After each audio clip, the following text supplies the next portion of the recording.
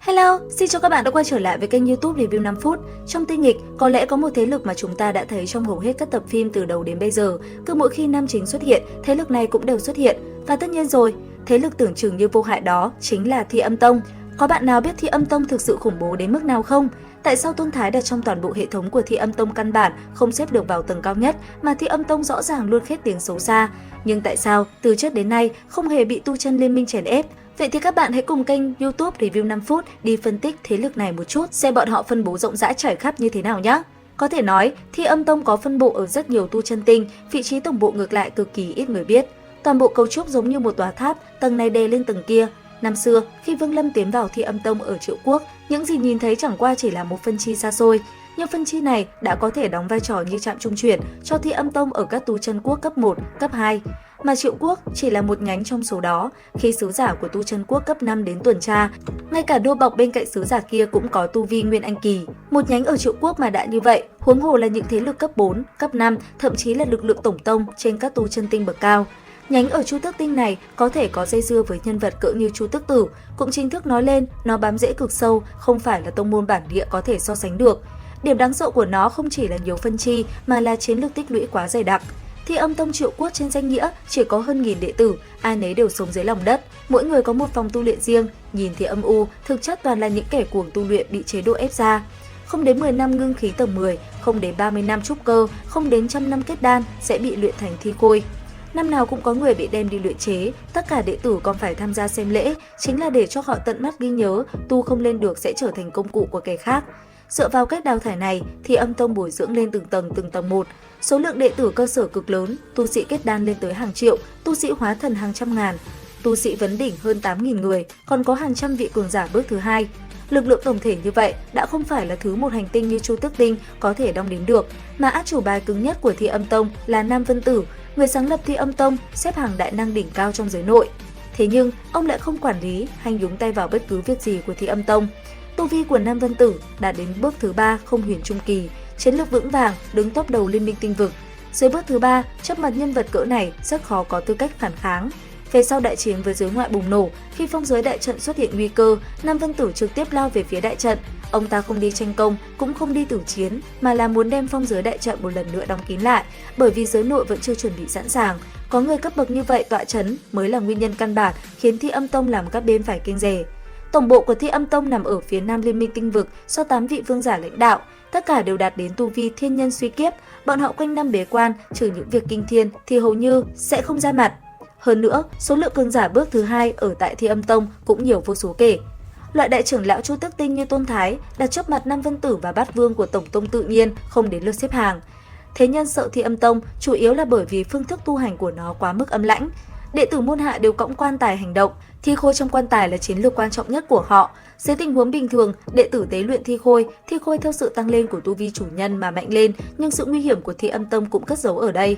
Năm xưa, Dạ Tự Tại từng chứng kiến chân tướng của hệ thống này, đệ tử sau khi lớn lên tới cảnh giới kết đan sẽ tiến hành lễ tế luyện thi khôi long trọng.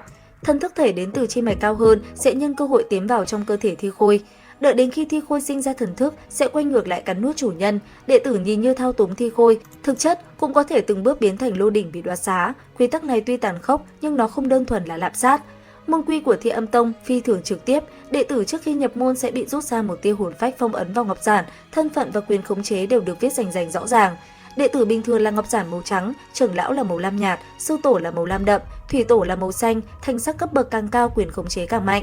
Nếu đệ tử sau khi đạt tới Nguyên Anh kỳ mà nhục thân bị đoạt, tông môn sẽ đem linh hồn thần thức của hắn rút ra, lại đánh vào chi mạch khác, cho hắn một cơ hội đoạt xá nhục thân của người khác. Nếu sau khi đoạt xá không thể đột phá hóa thần thì sẽ bị đưa ra vực ngoại chiến trường làm bia đỡ đạn. Nếu tu thành hóa thần, liền có thể thăng vào tu chân quốc cấp 4 làm trưởng lão, có ngàn năm thời gian tiếp tục trùng kích anh biến, tu vi đủ, tài nguyên, địa vị và cơ hội tiếp theo sẽ đến. Tu vi không đủ thì đổi một cách khác tiếp tục tiêu hao vì tông môn. Cho nên, Thi Âm Tông nhìn như không mang tình người nhưng lại có một sự công bằng thực tế nhất tu chân giới. Tu sĩ không có chỗ dựa đến nơi này sẽ không vì xuất thân thấp mà bị đè nén mãi mãi. Tông môn chỉ nhìn xem người có thể bò lên trên hay không, bò lên được, người có thể từ đệ tử biến thành trưởng lão, thậm chí tiến vào chi mạch cao hơn. Bò không lên thì sẽ biến thành thi khôi, nhục thân làm bia đỡ đạn hoặc là vật chứa cho người khác trọng sinh. Chính vì loại quy tắc tàn khốc mà rạch ròi này mới thu hút những tu sĩ không nơi nương tựa, đã đến mức cùng đường mặt lộ, đem mạng đánh cược vào Thi Âm Tông, để đánh cược một cơ hội nghịch thiên cải mệnh. Thi Âm Tông bị chửi là tà cũng không phải không có lý do, thứ nó làm là giao dịch nhục thân, tu sĩ Nguyên Anh mất đi nhục thân, những cường giả chuẩn bị đoạt xá đều sẽ sinh ra liên hệ với Thi Âm Tông. Các môn phái lớn ở tu chân quốc cấp 4, cấp 5 thậm chí sẽ cung cấp công pháp cơ bản để Thi Âm Tông đơn độc vạch ra chi mạch bồi dưỡng nhục thân, trở thành bãi tập kết nhục thân độc quyền của họ.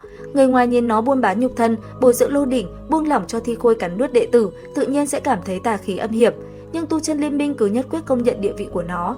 Những cường giả thế hệ trước còn đều biết Thi Âm Tông không thể dễ dàng trêu chọc, bởi vì phía sau tông môn này dính líu quá sâu, thậm chí có lời đồn liên quan đến sự vỡ nát của tiên giới.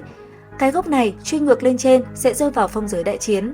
Trong trận đại chiến đó, tu sĩ giới nội tử chiến cùng cường địch giới ngoại, vô số tiền nhân tu sĩ vẫn lạc, nhục thân toàn hủy, tàn hồn không chỗ ăn nghỉ. Nam Vân Tử thu nhận những tu sĩ tàn hồn mất hết nhục thân này mới khiến bộ quy tắc đoạt xá trọng sinh của Thi Âm Tông có ý nghĩa tồn tại. Tu sĩ tu thành Nguyên Anh liền có thể mượn hệ thống tông môn tìm kiếm nhục thân, vừa để tàn hồn thế hệ trước có cơ hội tiếp nối, cũng khiến tân tu sĩ ở trong quy tắc tàn khốc mà nhanh chóng trưởng thành. Bề ngoài của nó âm lãnh, làm việc tà khí, nhưng trước mặt đại cục giới nội lại thực sự bảo tồn được lượng lớn chiến lực. Cho nên, Thi Âm Tông thực sự không thể chỉ nhìn tôn thái, cũng không thể chỉ nhìn cái phân chi dưới lòng đất Triệu Quốc kia.